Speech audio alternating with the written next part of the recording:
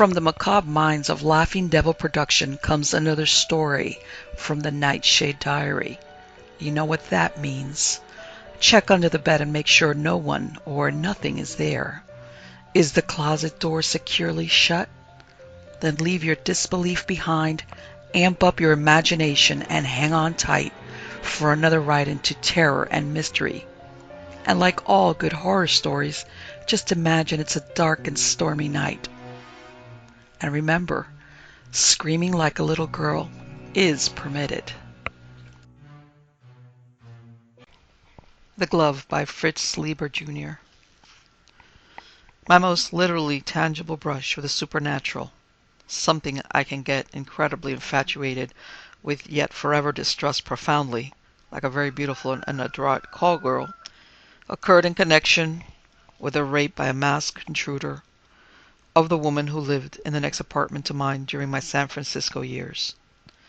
I knew Evelyn Maine only as a neighbor, and I slept through the whole incident, including the arrival and departure of the police, though there came a point in the case when the police doubted both these assertions of mine. The phrase, victim of rape, calls up certain stereotyped images. An attractive young woman going home alone late at night, enters a dark street, is grabbed, or a beautiful young suburban matron, mother of 3, wakes after midnight, feels a nameless dread, is grabbed. The truth is apt to be less romantic. Evelyn Maine was 65, long divorced, neglected, and thoroughly detested by her 2 daughters-in-law, and only to a lesser degree by their husbands. Lived on various programs of old age, medical and psychiatric assistance, was scrawny, gloomy, alcoholic, waspish, believed life was futile, and either overdosed on sleeping pills or else lightly cut her wrist 3 or 4 times a year. Her assailant, at least, was somewhat more glamorous, in a sick way. The rapist was dressed all in rather close-fitting gray, hands covered by gray gloves, face obscured by a long shock of straight silver hair falling over it, and in the left hand, at first, a long knife that gleamed silver in the dimness. And she wasn't grabbed either, at first, but only commanded in a harsh whisper, coming through the hair, to lie quietly or be cut up. And she was alone again at last. She silently waited something like the 10 minutes she'd been warned to, thinking that at least she hadn't been cut up, or else, who knows, wishing she had been. Then she went next door in the opposite direction to mine and roused Marcia Everly, who was a buyer for a department store and about half her age. After the victim had been given a drink, they called the police and Evelyn Maine's psychiatrist, and also her social worker, who knew her current doctor's number, which she didn't, but they couldn't get hold of either of the last 2. Marcia suggested waking me, and Evelyn Maine countered by suggesting they wake Mr. Helpful, who has the next room beyond Marcia's down the hall. Mr. Helpful, otherwise nicknamed Baldy, I never remembered his real name, was someone I loathed because he was always prissly dancing around, being neighborly and asking if there was something he could do, and because he was 6'4" tall, while I am rather under average height. Marcia Everly is also very tall, at least for a woman, but as it happens, I do not loathe her in the least. Quite the opposite, in fact. But Evelyn Maine said I wasn't sympathetic, while Marcia, thank goodness, loathed Mr. Helpful as much as I do. She thought him a weirdo, along with half the other tenants in the building. So they compromised by waking neither of us, and until the police came, Evelyn Maine simply kept telling her the story of her rape over and over, rather mechanically, while Marcia listened dutifully and occupied her mind as to which of our crazy fellow tenants was the best suspect. Granting it hadn't been done by an outsider, although that seemed likeliest. The 3 most colorful were the statuesque, platinum blonde drag queen on the 3rd floor, The long-haired old weirdo on 6 who wore a cape and was supposed to be into witchcraft, and the tall, silver-haired, Nazi-looking lesbian on 7, assuming she wore a dildo for the occasion and was nuttier than a $5 fruitcake. Ours really is a weird building, you see. And not just because its occupants sometimes seem as if they were all referred here by mental hospitals. No, it's eerie in its own right. You see, several decades ago it was a hotel with all the rich, warm inner life that once implied bevies of maids who actually used the linen closets, empty now, on each floor, and the round, snap-capped outlets in the baseboards for a vacuum system that hadn't been operated for a generation, and the 2 dumbwaiters, their doors forever shut and painted over. In the old days there had been bellboys, and an elevator operator, and 2 night porters who carried up drinks and midnight snacks from a restaurant that never closed. But they're gone now, every last one of them, leaving the halls empty feeling and very gloomy, and the stairwell an echoing void, and the lobby funeral, so that the most solitary tenants of today are apt to seem like ghosts, especially when you meet one coming silently around a turn in the corridor where the ceiling lights burnt out. Sometimes I think that, what with the smaller and smaller families and more people living alone, our whole modern world is getting like that. The police finally arrived, 2 grave and solicitous young men, making a good impression, especially a tall and stalwart, Marcia told me, Officer Hart. But when they first heard Evelyn Main's story, they were quite skeptical. Marcia could tell, or thought she could, she told me. But they searched Evelyn's room and poked around the fire escapes and listened to her story again, and then they radioed for a medical policewoman who arrived with admirable speed and who decided after an examination that in all probability there had been recent sex, which would be confirmed by analysis of some smears she'd taken from the victim and the sheets. Officer Hart did 2 great things, Marcia said.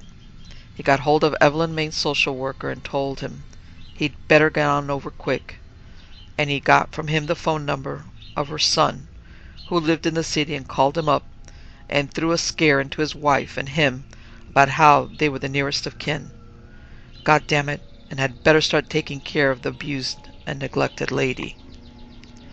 Meanwhile, the other cop had been listening to Evelyn Main, who was still telling it, and he asked her innocent questions, and had got her to admit that earlier that night she'd gone alone to a bar down the street, a rather rough place, and had 1 drink, or maybe 3, which made me wonder.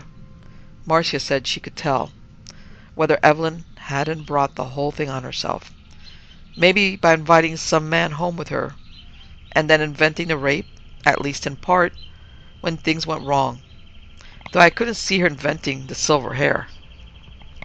Anyhow, the police got her statements and got his sign, and then took off, even more solemnly sympathetic than they arrived, Officer Hart in particular. Of course, I didn't know anything about all this when I knocked on Marcia's door before going to work that morning to confirm a tentative movie date we'd made for that evening, though I was surprised when the door opened and Mr. Helpful came out looking down at me very thoughtfully, his bald head gleaming, and saying to Marcia in the voice adults use when children are listening, "I'll keep in touch with you about the matter. If there's anything I can do, don't hesitate." Marcia, looking at him very solemnly, nodded.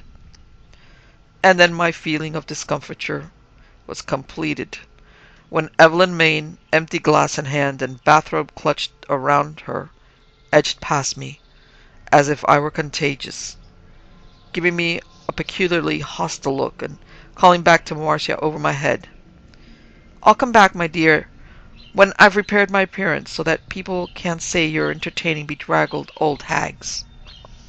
I was relieved when Marcia gave me a gin as soon as the door was closed and said, "Actually, she's gone to get herself another drink, after finishing off my supply. But really, Jeff, she has a reason to this morning. and for hating any man she runs into. And her face grew grave and troubled, and a little frightened too, as she quickly clued me in on the night's nasty events.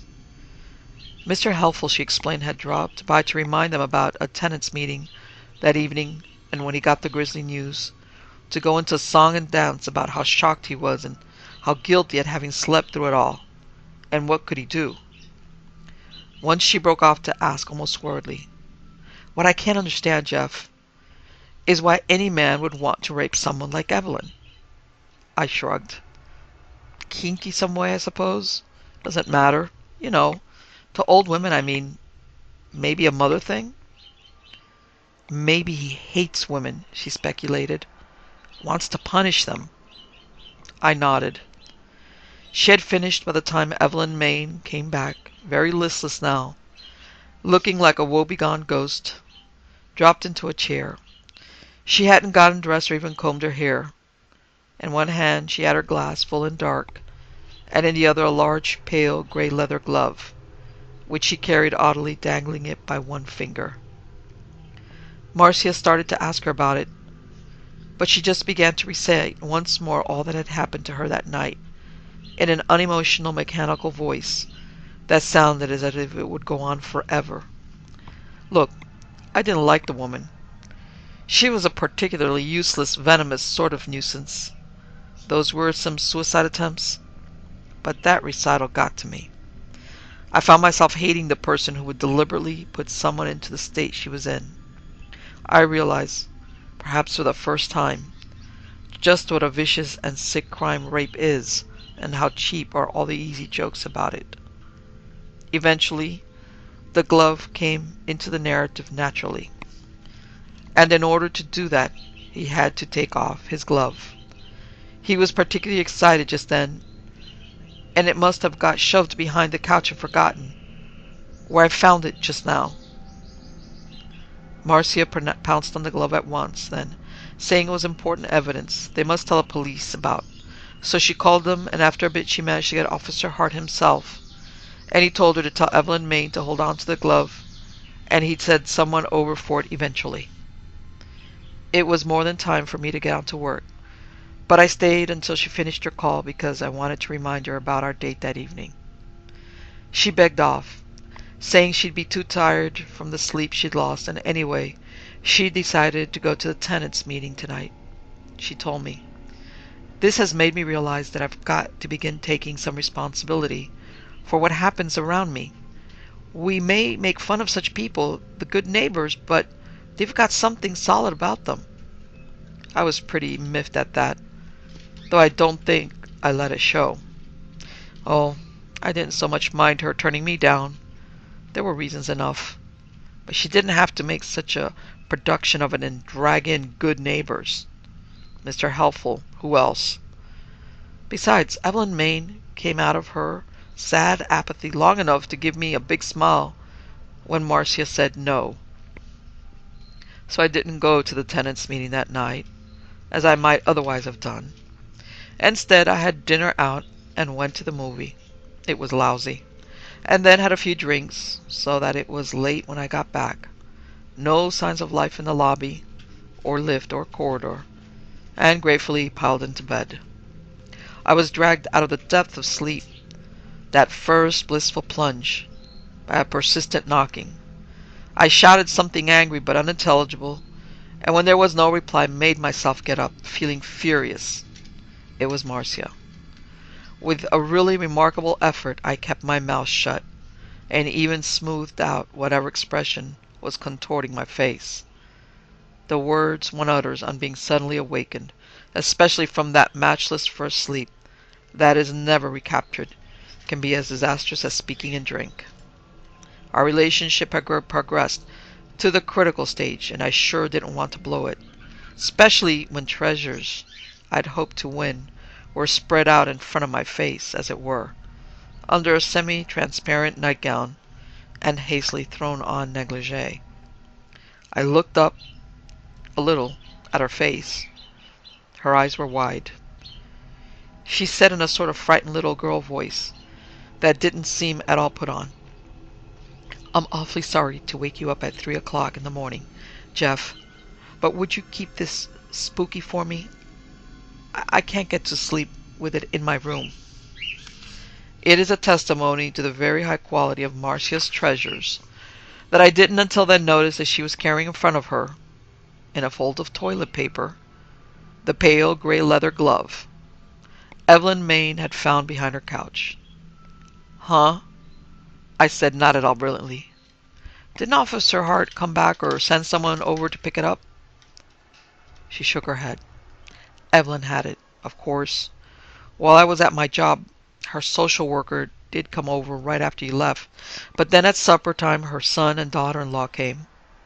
Officer Hart did scare them, and bolted her off to the hospital, and she left the glove with me. I called the police, but Officer Hart was off duty, and Officer Halstead, whom I talked to, told me they'd be over to pick it up early in the morning. Please take it, Jeff. Whenever I look at it, I think of that crazy sneaking around with the silver hair down his face and waving the knife. It keeps giving me the shivers.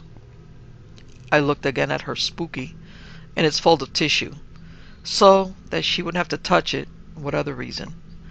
And, it began to give me the shivers. Just an old glove. But now it had an invisible gray aura radiating from it. Okay, I said, closing my hand on it with an effort, and went on ungraciously, really, without thinking. Though I wonder you didn't ask Mr. Helpful first, what with all his offers and seeing him at the meeting. Well, I asked you, she said a little angrily. Then her features relaxed into a warm smile. Thanks, Jeff. Only then did it occur to me that here I was passing up, in my sleep-soddenness, what might be a priceless opportunity. Well, that could be corrected. But before I could invite her in, there came this sharp little cough, or clearing of the throat. We both turned, and there was Mr. Helpful in front of his open door, dressed in pajamas and a belted maroon dressing gown. He came smiling and dancing toward us. He didn't really dance, but he gave that impression in spite of being 6'4", and saying, "Could I be of any assistance, Miss Everly? Did something alarm you? Is there a—" He hesitated as if there might be something he should be embarrassed at. Marcia shook her head curtly and said to me quite coolly, "No, thank you. I needn't come in, Mr. Winter. That will be fine. Good night." I realized Baldy had managed to embarrass her, and that she was making it clear that we weren't parting after a rendezvous, or about to have one. But to use my last name? As she passed him, she gave him a formal nod. He hurried back to his own door, a highlight dancing on the back of his head. Marcia says he shaves it. That he doesn't have to. I waited until I heard her double lock her door and slide the bolt across. Then I looked grimly at Baldy until he'd gone inside and closed his. I had that pleasure. Then I retired myself, tossed the glove down on some sheets of paper on the table in front of the open window, threw myself into bed, and switched out the light. I fully expected to spend considerable time being furious at my hulking, mincing, officious neighbor, and maybe at Marcia too, before I could get to sleep. But somehow my mind took off on a fantasy about the building around me, as it might have been a half-century ago. Ghostly bellboys sped silently with little notes inviting or accepting rendezvous. Ghostly waiters wheeled noiseless carts of silver-covered suppers for two. Pert, ghostly maids whirled ghostly sheets through the dark air as they made the bed, their smiles suggesting they might substitute for non-arriving sweethearts. The soft darkness whirlpooled. Somewhere was wind. I woke with a start as if someone or something had touched me, and I sat up in bed.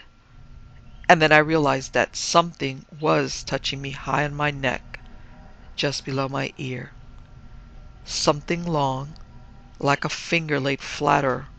Oh God, a centipede? I remembered how centipedes were supposed to cling with their scores of tiny feet. And this was clinging. As a child I'd been terrified by a tropical centipede that had come weaving out of a stalk of new-bought bananas in the kitchen. and the memory still returned full force once in a great while. Now it galvanized me into whirling my hand behind my head and striking my neck, a great brushing swipe, making my jaw and ear sting. I instantly turned on the light and rapidly looked all around me without seeing anything close to me that might have brushed off my neck. I thought I'd felt something with my hand when I'd done that, but I couldn't be sure. And then I looked at the table by the window and saw that the glove was gone. Almost at once I got the vision of it lifting up and floating through the air at me, fingers first, or else dropping off the table and inching across the floor and up the bed. I don't know which was worse. The thing on my neck had felt leathery. My immediate impulse was to check if my door was still shut. I couldn't tell from where I sat. A very tall clothes cabinet abuts the door, shutting the view of it from the head of the bed. So I pushed my way down the bed, putting my feet on the floor after looking down to make sure there was nothing in the immediate vicinity. And then a sharp gust of wind came in the window and blew the last sheet of paper off the table and deposited it on the floor near the other sheets of paper, and the glove, and the tissue now disentangled from it. I was so relieved I almost laughed. I went over and picked up the glove, feeling a certain revulsion, but only at the thought of who had worn it and what it had been involved in. I examined it closely, which I hadn't done earlier. It was rather thin gray kid, a fairly big glove and stretched still further, as if a pretty big hand had worn it, but quite light enough to have blown off the table with the papers. There were grimy streaks on it in a slightly stiff part where some fluid had dried, and a faintly reddish streak that might have been lipstick. And it looked old, decades old. I put it back on the table and set a heavy ashtray on top of it and got back in bed feeling suddenly secure again. It occurred to me how the empty fingers of a gray leather glove is really very much like a centipede, some of the larger of which are the same size, flat and yellowish gray, though the one that had come out of the banana stalk had been bright red. But these thoughts were no longer frightening. I looked a last time across the room at the glove, pinioned under the heavy ashtray, and I confidently turned off the light. Sleep was longer in coming this time, however. I got my fantasy of hotel ghosts going again, but gloves kept coming into it. The lissom maids wore work ones as they rhythmically polished piles of ghostly silver. The bellboys' hands holding the ghostly notes were gloved in pale gray cotton, and there were opera gloves, almost armpit length, that looked like spectral white cobras, especially when they were drawn inside out off the sinuous, snake-slender arms of wealthy guesting ladies. And other ghostly gloves, not all hotel ones, came floating and weaving into my fantasy. The black gloves of morticians, the white gloves of policemen, the bulky, fur-lined ones of polar explorers, the trim dark gauntlets of chauffeurs, the gloves of hunters with separate stalls only for thumb and trigger finger, the mittens of ice skaters and sleigh riders, old lady mitts without any fingers at all, the thin, translucent, elastic gloves of surgeons, wielding flashing scalpels of silver-bright steel, a veritable whirlpool of gloves that finally led me down, down, down to darkness. Once again I woke with a start, as if I'd been touched, and shot up.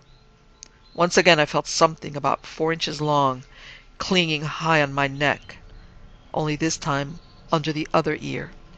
Once again I frantically slashed at my neck and jaw, stinging them painfully, only this time I struck upward and away. I thought I felt something go. I got the light on and checked the door at once. It was securely shut. Then I looked at the table by the open window. The heavy ashtray still sat in the center of it, rock firm, but the rapist's glove that had been under it was gone. I must have stood there a couple of minutes, telling myself this could not be. Then I went over and lifted the ashtray and carefully inspected its underside. as if the glove had somehow managed to shrink and was clinging there. And all the while, I was having this vision of the glove painfully humping itself from under the ashtray and inching to the table's edge and dropping to the floor and then crawling off almost anywhere. Believe me, I searched my place then, especially the floor. I even opened the doors to the closet and the clothes cabinet, though they had been tightly shut, and searched the floor there, and of course I searched under and behind the bed. And more than once, while I searched, I'd suddenly jerk around thinking I'd seen something gray approaching my shoulders from behind. There wasn't a sign of the glove. It was dawn by now. Had been for some time. I made coffee and tried to think rationally about it. It seemed to boil down to three explanations that weren't wildly far-fetched. First, that I'd gone out of my mind. Could be, I suppose. But from what I'd read and seen, most people who go crazy know damn well ahead of time that something frightening is happening to their minds. Except, maybe, paranoiacs? Still, it remained a possibility. Second, that someone with a duplicate or master key had quietly taken the glove away while I was asleep. The apartment manager and janitor had such keys. I'd briefly given my duplicate to various people. Why, once before she got down on me, I'd given it to Evelyn Maine. Matter of letting someone in while I was at work. I thought I'd got it back from her, though I remember once having a second duplicate made. I'd forgotten why. The main difficulty about this explanation was motive. Who'd want to get the glove? Except the rapist, maybe? Third, of course, there was the supernatural. Gloves are ghostly to start with, envelopes for hands. And if there isn't a medieval superstition about wearing the flayed skin of another's hand to work magic, there ought to be. Of course, there was the hand of glory, its fingers flaming like candles, guaranteed to make people sleep while being burgled. But there the skin is still on the dried chopped off hand. And there are tales of spectral hands aplenty, pointing out buried treasure, hidden graves, or at guilty murderers, or carrying candles or daggers. So why not gloves? And could there be a kind of telekinesis in which a hand controls at a distance the movements and actions of a glove it has worn? Of course, that would be psionics or whatnot. But to me, the parapsychological is supernatural. And in that case, what had the glove been trying to do probing at my neck?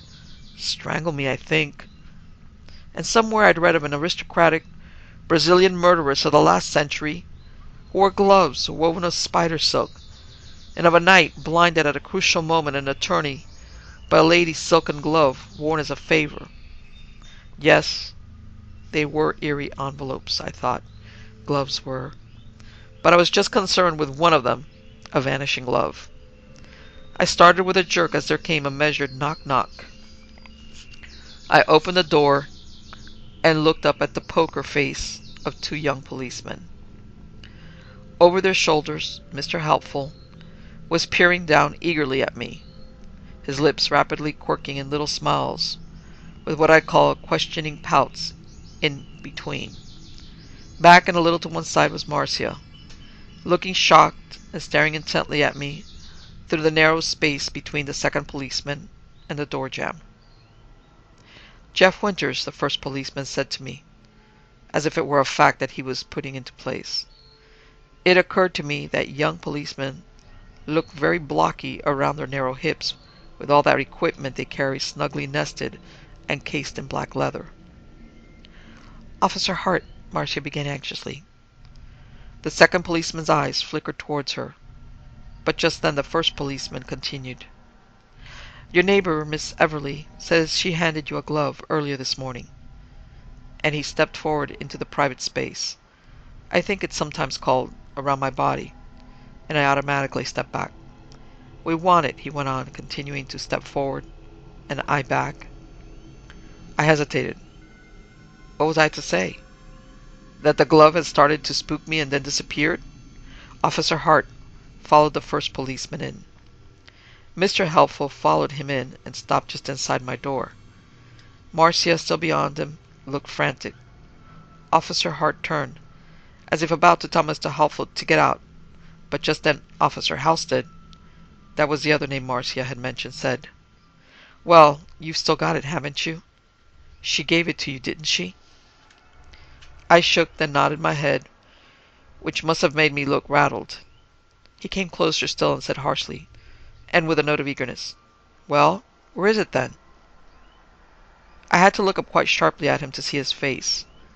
Beyond it, just to one side of it, diagonally upward across the room, was the top of the tall clothes cabinet, and on the edge of that there balanced that damn gray glove, flat fingers dripping over.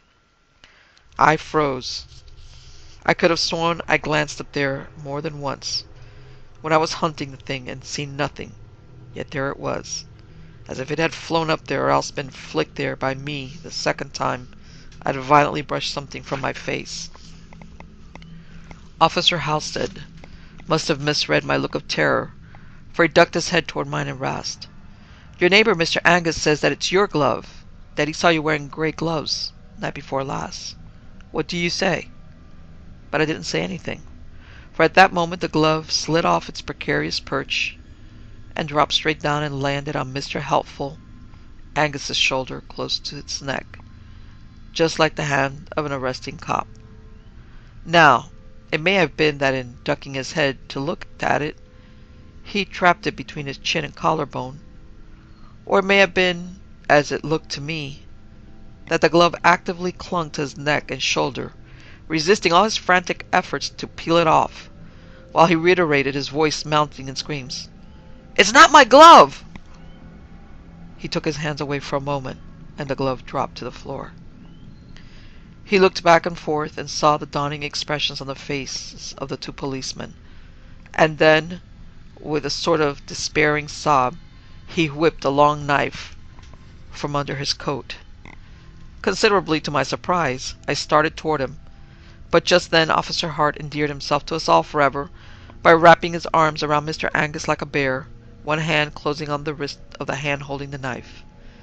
I veered past him. I vividly recall changing the length of one of my strides so as not to step on the glove, and reached Marcia just in time to steady her as she turned quite white. She swayed, her eyelids fluttering. I heard the knife clatter to the floor. I turned my arms around Marcia, and we both saw Mr. Angus seem to shrink and collapse in Officer Hart's ursine embrace, his face going gray as if he were an empty glove himself. That was it. They found the other glove and the long silver wig in a locked suitcase in his room. Marcia stayed frightened long enough, off and on, for us to become better acquainted and cement our friendship. Officer, now Detective Hart, tells us that Mr. Angus is a model prisoner at the hospital for the criminally insane, and has gone very religious, but never smiles. And he, Hart, now has the glove in a sort of black museum down at the station, where it has never again been seen to move under its own power, if it ever did. One interesting thing. The gloves had belonged to Mr. Angus's father, now deceased, who had been a judge.